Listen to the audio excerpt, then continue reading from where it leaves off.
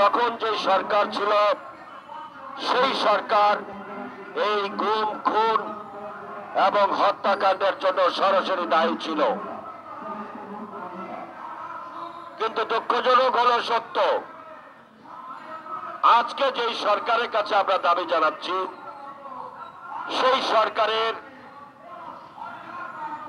আমাদের রক্ত, শ্রম, ঘাম, অন্তত পঙ্গুত্বের বিনিময়ে এই সরকার প্রতিষ্ঠিত। এই সরকারের কাছেও ইলিয়াস আলী চৌধুরী আলমদের গুমের বিষয়ে প্রতিবাদ করতে হবে, এইটা আমাদের ধারণা ছিল না। আমাদের প্রত্যাশা ছিল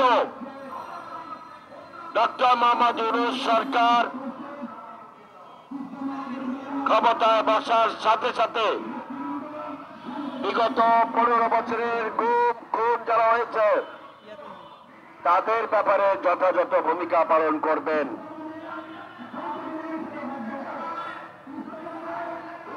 সাথে সাথে সর্বশেষ যে গণহত্যা, সেই গণহত্যার বিষয়ে ভূমিকা পালন করবেন।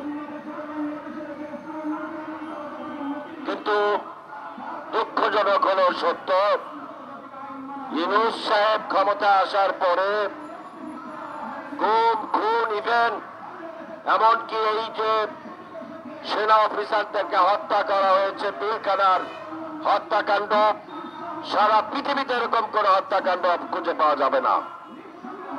সেই হত্যাকাণ্ডের বিষয়েও এই সরকার কোন কার্যকর ভূমিকা পালন করছে না।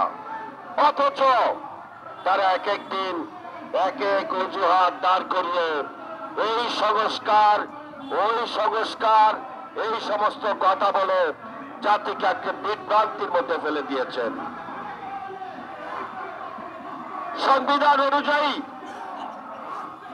আপনার সরকারের একটি সুষ্ঠু, গ্রহণযোগ্য নির্বাচন করা এবং রুটিন কাজগুলো সম্পন্ন করা ছাড়া আপনাদের আর কোনো কাজ আছে বলে আমাদের জানা নেই।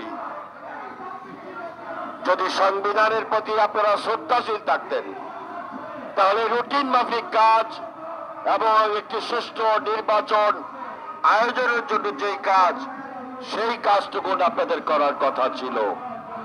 গতকাল 17 এপ্রিল আমাদের প্রিয় নেতা জনাব ইলিয়াস আলীর গুম হওয়ার দিবস ছিল।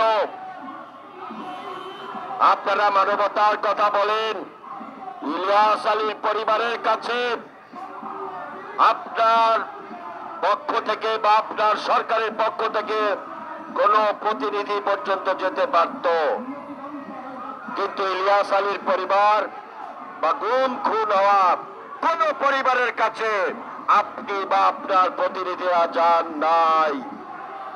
আমরা কি ধরে নিতে পারি? আপনাদের কি অন্য কোন লিপ্সা রয়েছে? মির্জা ফখরুল ইসলাম আলমগীর সাহেব বেরিয়ে বললেন সরকারের কথা আমরা সন্তুষ্ট না। আসিফ নজরুল সাহেব বেরিয়ে বললেন ওনাদেরকে মনে হয়েছে সন্তুষ্ট। আরে ভাই, এগুলি তো হাসিনার আমলে দেখেছি আমরা, হাসিনার আমলে দেখেছি।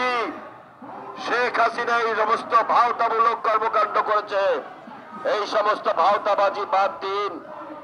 ডক্টর মোহাম্মদ ইউনূসকে আমরা সম্মান করি, তার আশেপাশে যে সমস্ত উপদেষ্টা রয়েছেন তাদেরকে এখন আমরা ভদ্রলোক মনে করি।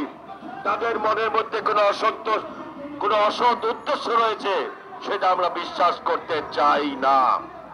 অনতি বিলম্বে সংস্কার কখনো নির্বাচনের বিকল্প হতে পারে না। নির্বাচন চাওয়া কোনো অন্যায় কাজ নয়, ভোটের অধিকারের বিকল্প অন্য কিছু হতে পারে না। অতএব ভোটের অধিকারের জন্য যে লড়াই, যেই সংগ্রাম গত 17 বছর চলছে, সেই ভোটের অধিকার আপনারা ফিরিয়ে দিন। কোন রকমের কালক্ষেপণ এই দেশের জনগণ